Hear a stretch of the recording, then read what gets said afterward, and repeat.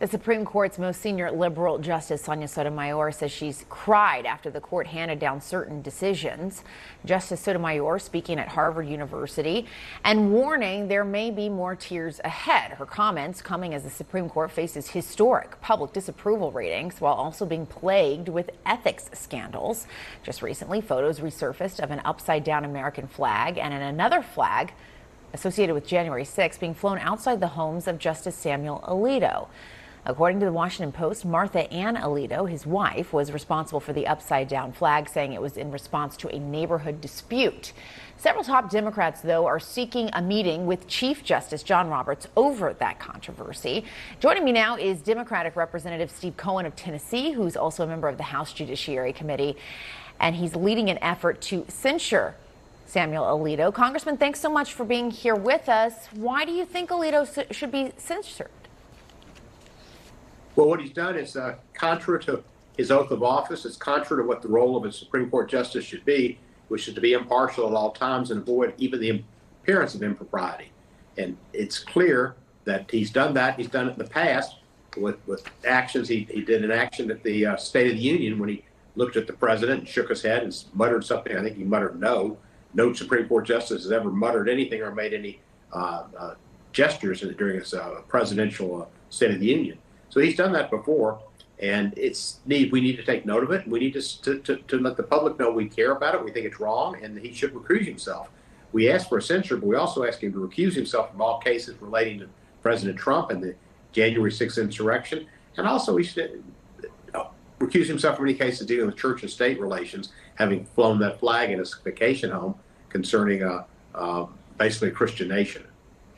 And with the House being controlled by Republicans, it's likely your resolution won't get a floor vote in the House. Why move forward with this?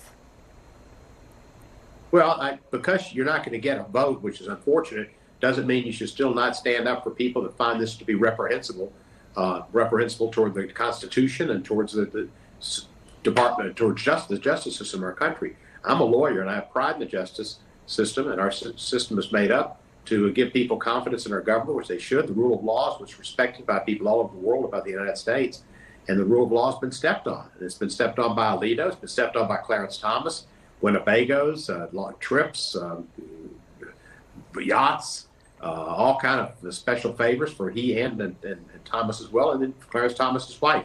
The Supreme Court is at the nadir of its public acceptance right now, and a society can't really continue and operate a government without all of its branches of government being accepted by the people.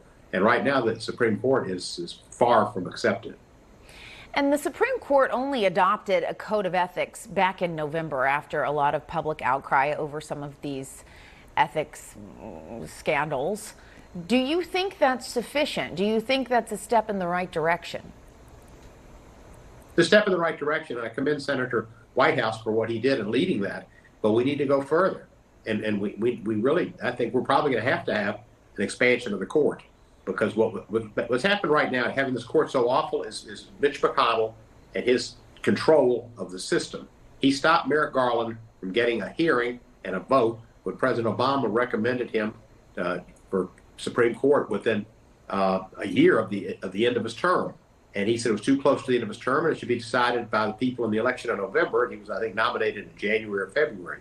Not letting Garland have a hearing and be voted on resulted in Gorsuch getting on the bench. And then when Ruth Bader Ginsburg died, the death was only about 3 weeks or a month before give or take a month before the election. And Mitch McConnell forgot all about that. He rushed Amy Coney Barrett through, got her approved. And if he just not have done that, and there would have been a Biden appointee. So he's stolen 2 judges. And of course, Kavanaugh, they got the FBI not to do a full investigation on the complaint that the lady made about him at the little party when he was in high school, and he got carried away, and they didn't complete the investigation. So there's 3 tainted appointments, 2 of which never should have happened. Garland should have gone up for a yes or no vote, and Amy Coney Barrett was too early and rushed through. All right, Congressman Steve Cohen, we're going to have to leave it there. Thanks again for joining us. We appreciate it. You're very welcome. Still ahead,